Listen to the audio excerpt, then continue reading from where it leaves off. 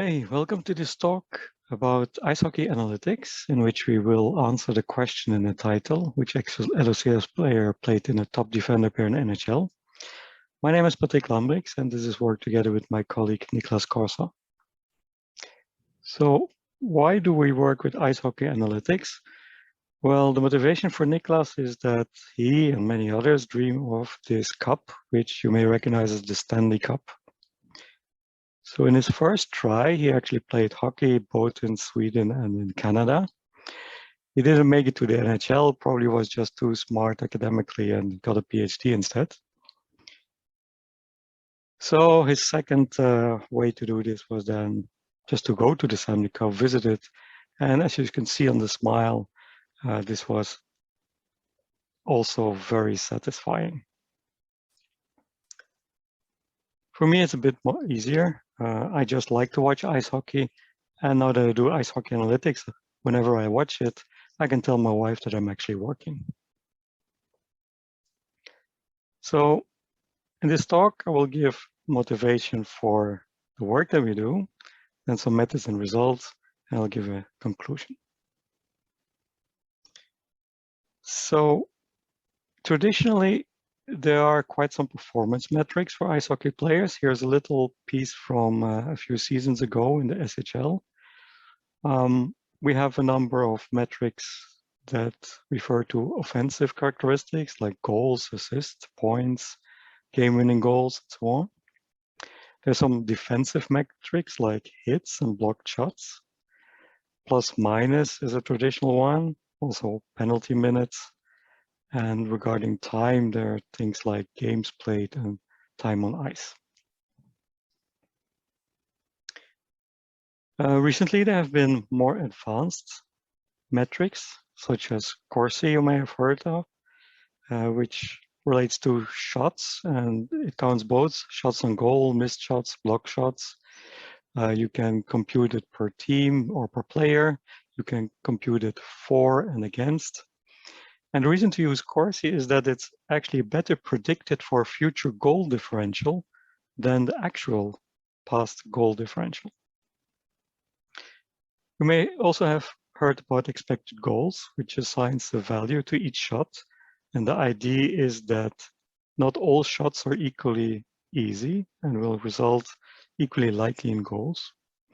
And things that you can take into account there are, for instance, the location for which the shot is taken.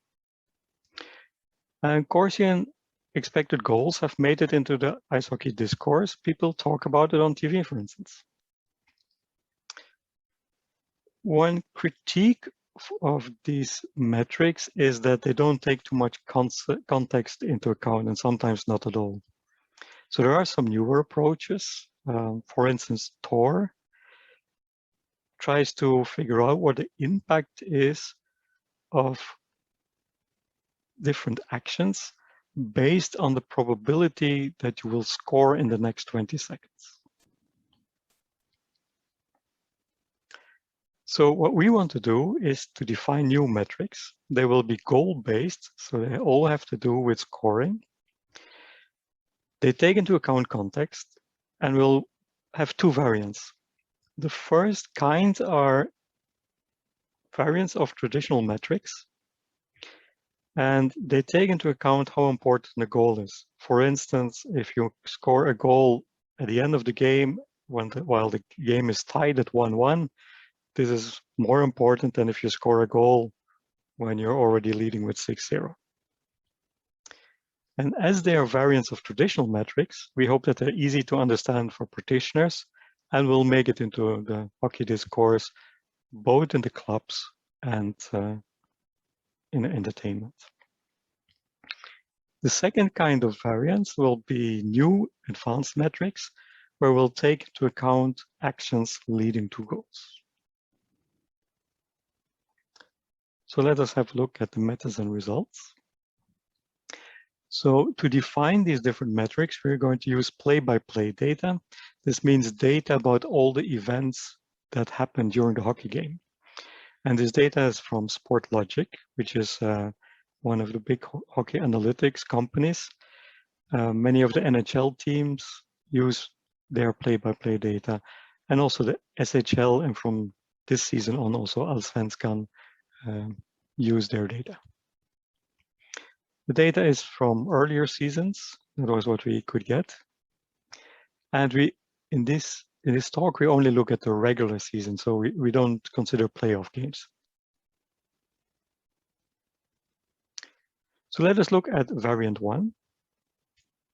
So here's an observation regarding goals. This is how many goals are scored for every minute in a game. What you can see is not too many goals in the beginning of the game. Period 2 seems to have a few more goals than the other periods. And the last minute of the game, actually 3 times more goals are scored than in any other minute of a game.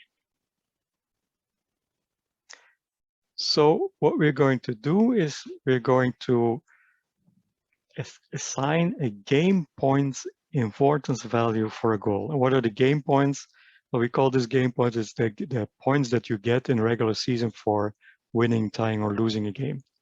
So in the NHL, this would be 2 points for a win, 1 for a tie and loss over overtime, and 0 points for a loss in regulation time. It's a bit different from the SHL, where you would get 3 points for a win, 2 points for an overtime win, 1 point for an overtime loss, and 0 points for loss in regulation time. So the outcome in regulation time, as we only look at regulation time, this will be win, tie, and loss. We will look at the context in the sense of time, so in seconds. The goal differential, it means the number of goals the home team has scored minus the number of goals the away team has scored. So if it's 5-3, the goal differential is +2. And the manpower differential, which has to do with the power plays. So it could be a 5-4, 5-3, 4-3, and vice versa. Then we're going to say that the probability of a certain outcome given a certain context. So the probability, for instance, of winning, given the fact that we are in the third period, 15th minute, we have a +1 and it's a power play with 1 man advantage. Well, the probability of such a outcome given context is, well, the occurrences of that context given the outcome divided by the occurrences of this context in the play-by-play data. So how often were you in this context and you actually won or lost or tied, divided by how often this context appeared. So then we define the game points importance value for a goal as follows.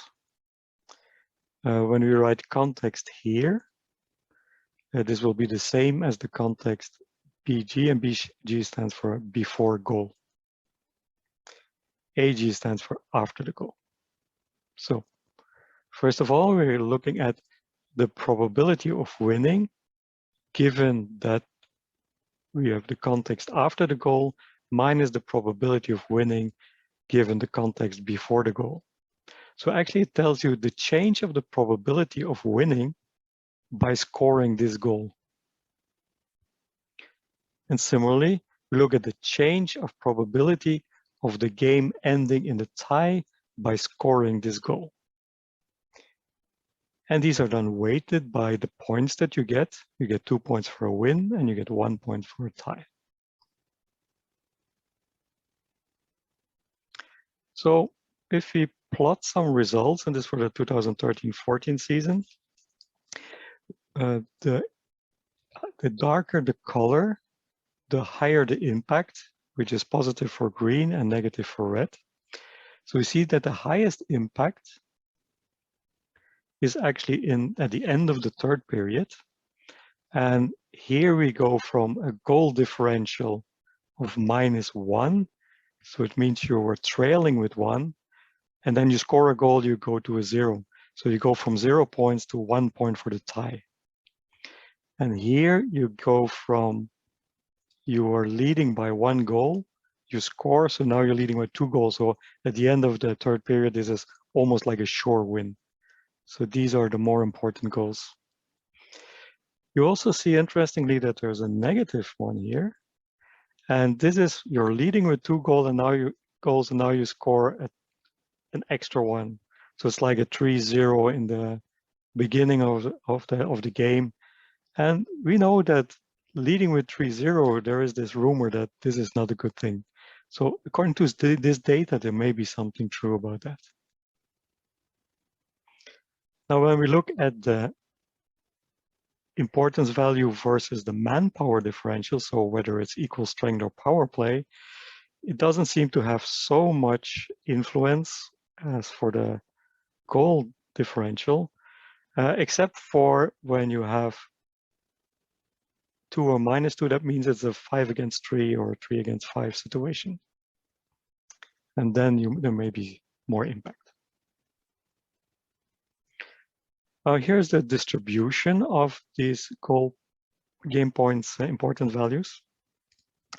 What we can see is that you can actually have a negative impact.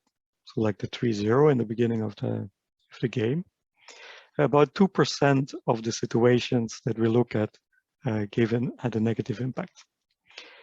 Then 82% had a game point importance value between 0 and 0.5, and about 18% had was above 0.5.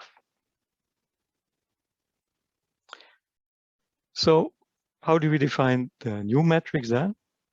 Well, if you look at the traditional metrics, a goal usually contributes 1 directly or indirectly. So if you score a goal, then you get +1 in your goal count and +1 in your plus minus.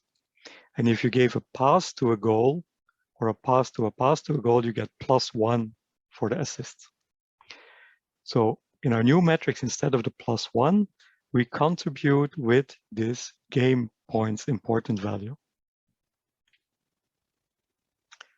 So if you have a look at some of the results, so here we have the variant for points.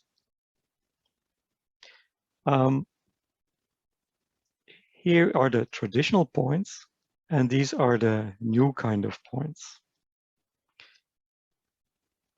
We have ranked the top 10 players for these new points, and this was their rank regarding to the old points, or to the traditional points. And what do we see? For instance, Ovechkin moved from rank 6-7, there's 2 here because 2 players had the same number of points, to rank number 2. Now this is quite a big change in the top 10. And Ovechkin is of course known to score important points. He actually was the leader for goal tying or lead taking goals in the league, but he was only 29th when it comes to scoring when they were already in the lead. So he is somebody who is known to step up when the team needs it. We also see significant raises in the ranking, for instance, for Blake Wheeler, Anze Kopitar, and Erik Stahl. Especially the last 2 are usually very good in the playoffs when goals are more difficult. And all these 3 are actually Stanley Cup winners, which had or most points or most goals in the playoffs. So all of these guys are known as some kind of game changers. When it's needed, they can do something for the team. So here's just an example of how these ranks change. Here we have for the points, these are the 30 best in the new points. And this was the rank according to the traditional points. Similarly, here we have for goals and here for assists. So the ones in blue are the ones that stay in the same rank. The ones in green are the ones that get higher in the ranking. And the ones in red are the ones that lose in ranking. So you could say that the ones in green are known to score more important goals than what the normal points tell you, and the red ones, they lose in the ranking. So maybe they are scoring or assisting in maybe less important goals. So if you look at the correlations of the new measures with the old measures, so in blue we have the new assist versus the old assist. The green is for goals. The purple is for points. For these three, we see that there is a strong correlation. And that is nice because it shows that there is a variation of points. And it's also nice it's not exactly the same, but because it does tell you something different. We are actually taking the importance of the goals into account. For plus minus, the correlation is much less. And this you actually see also when you plot. So the straight line would be if there is a perfect correlation, but you see that the trend is the same for the new points and the old points, but there is some variation. And very similar for assists and for points. So this is actually a nice thing that we do have points which relate to the old points, but still give you something more. For plus minus, there is no such correlation. So it's completely different there. Here we see some trends for different players. The dark lines are the traditional measure, and the light lines are the new measure. And here we have the assists, the goals, plus minus, and the points. And you see that the trends are the same for the assists, goals, and the points. So this again shows that this makes sense. But you also see that in some cases, there are some bigger changes. It drops more than the normal points, or it raises more than normal points. And this shows you that what the importance has as influence. Because the number of goals or assists they have is still the same, but now you have essentially multiplied this by the importance of the goals. So for this first variance, we are working on also looking at playoffs, overtime goals. We are checking whether this importance value changes during the season and whether it's stable over different seasons.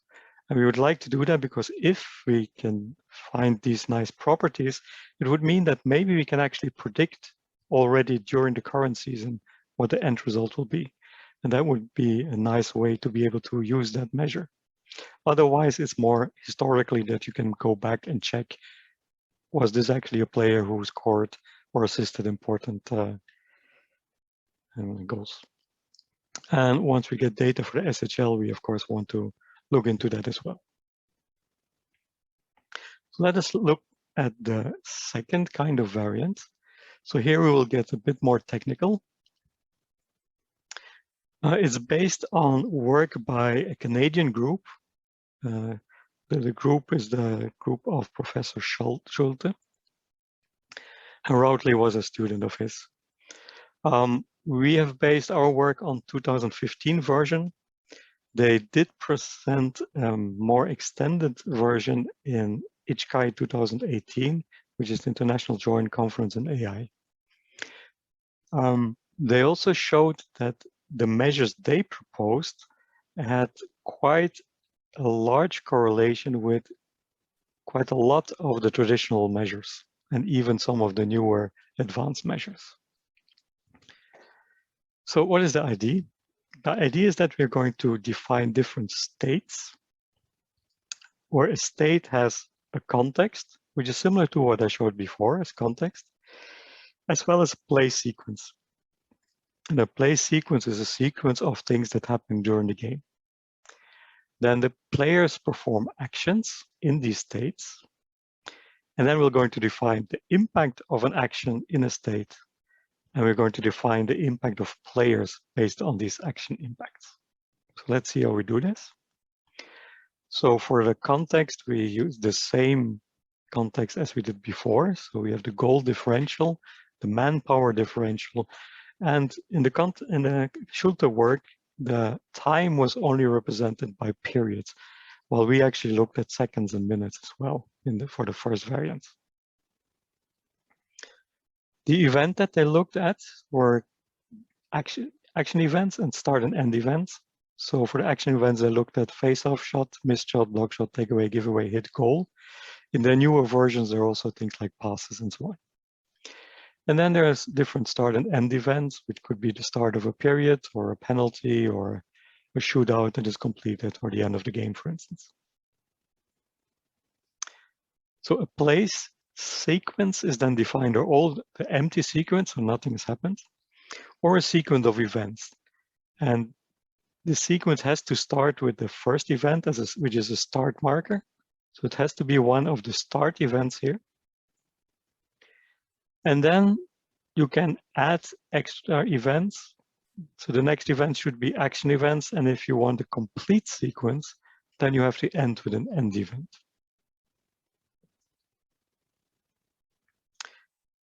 So then you can show these different states in a tree, and we can look a bit closer. So here's a state with a context and a play sequence. This one only has a context.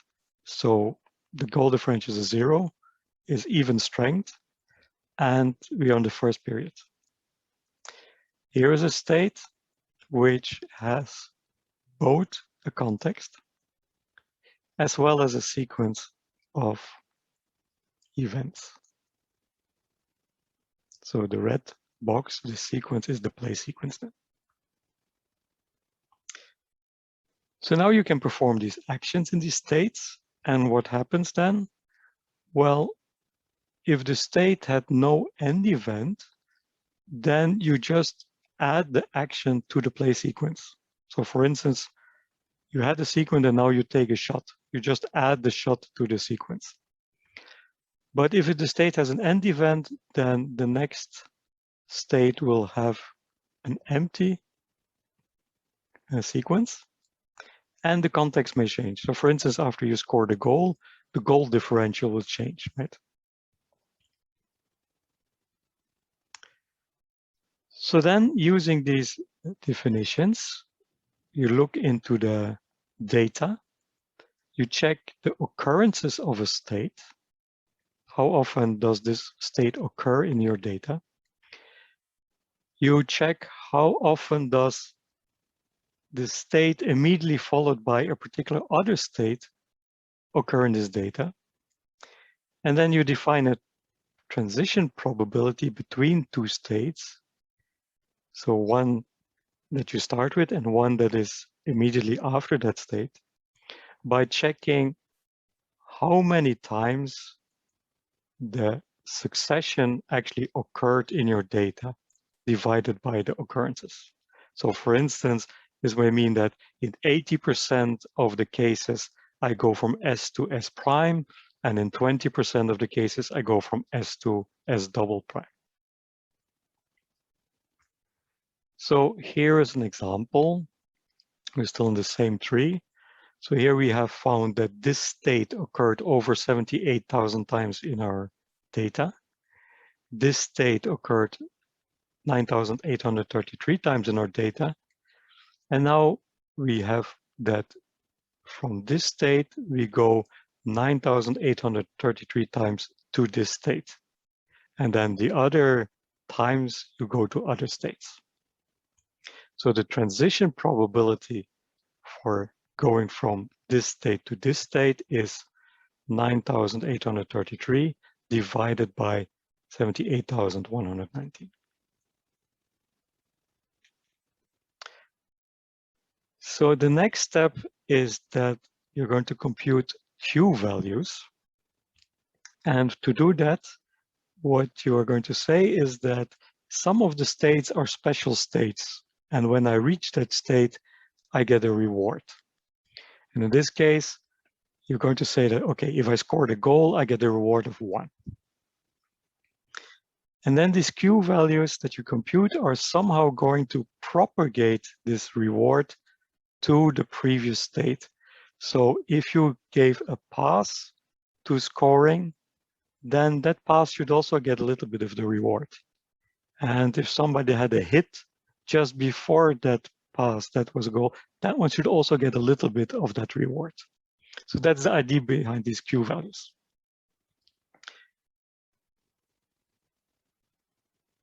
So how are these computed? Well, there's an algorithm, but this is the main part of the algorithm. So you iterate over this algorithm. So in the current iteration, to compute the Q value for a state, you check what the reward is in that state. So it will be 0 if it was not a goal and 1 if it was a goal. And then you check what in the previous round, what are the values of the states that I can reach from this state S? So for instance, I'm in a state where I'm passing, and now what are the states that I can reach from this passing state? And I compute the transition probabilities. So this divided by this is the transition probability for going from state S to state S prime. So I kind of sum up the Q values that I had in my successor state, but I weigh them with the transition probability. So example again here, we have here the reward functions. So the reward is 0 if I don't have a goal, and the reward is 1 if I do have a goal. And then when I compute the Q value for this one, what I do is I check the Q value for the successor and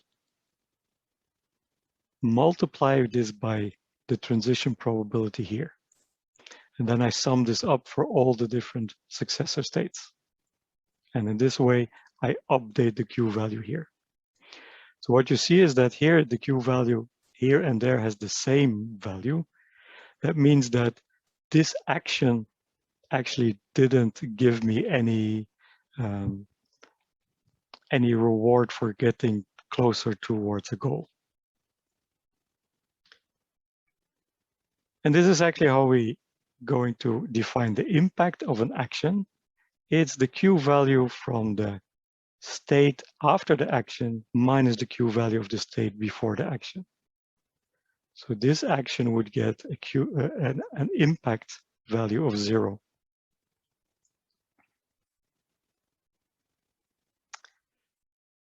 So once you know the impact of actions, you can define the impact of players.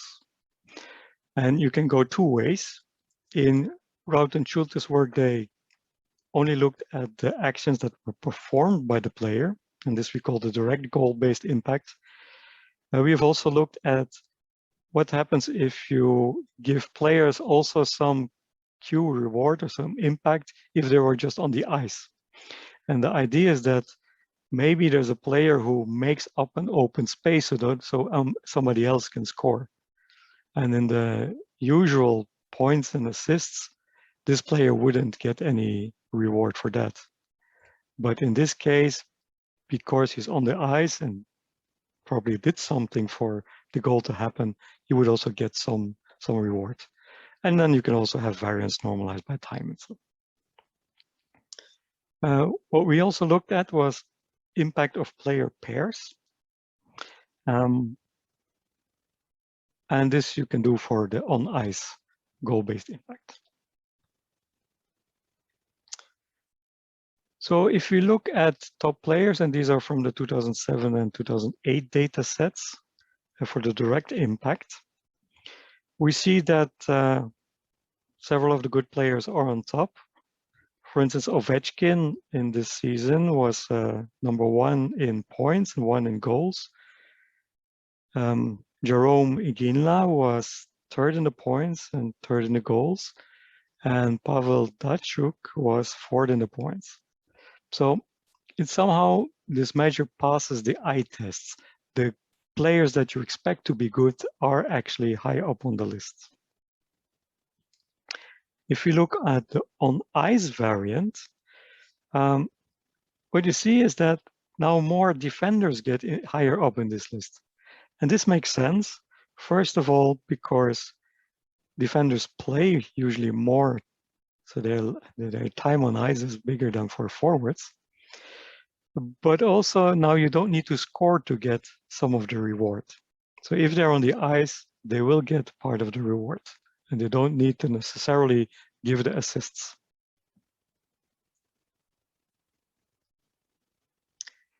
if we look at the distribution of the impact values, so here we see how often it occurs, and here we have the impact value. So we see that it's quite difficult to get high impact. Not so many players have that. And of course, some players also have some negative impact. If you look at all the different games, so here's the over 80 games in the season, and we look here at the impact for the players. So here we've plotted for each game, which were the 95% best players, what was the impact there?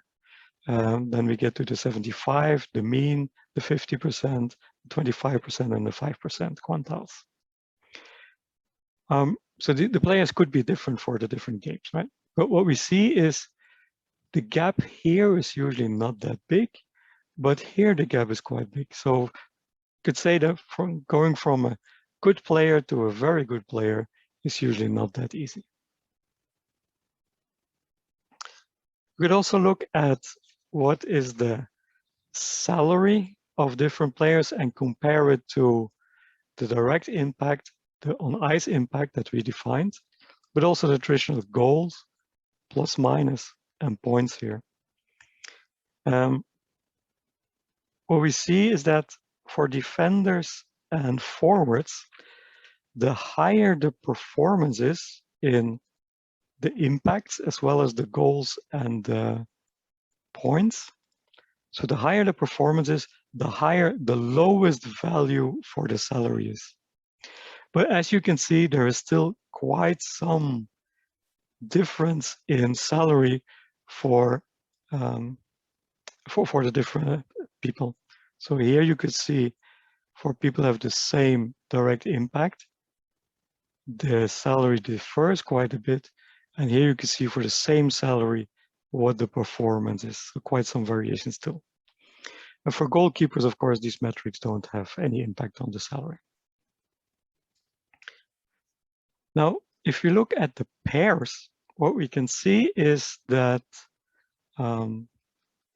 several players that are in the top pairs actually are also high scorers. For instance, we have Stamkos and Spezza and Kowalczuk.